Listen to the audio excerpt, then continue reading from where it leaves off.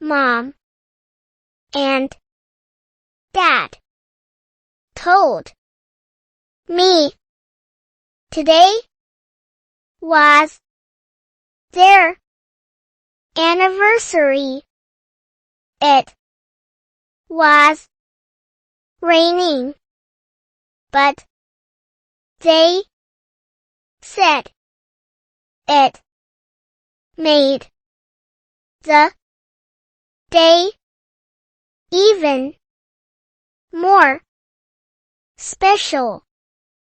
We celebrated with cake and laughter. I marked the date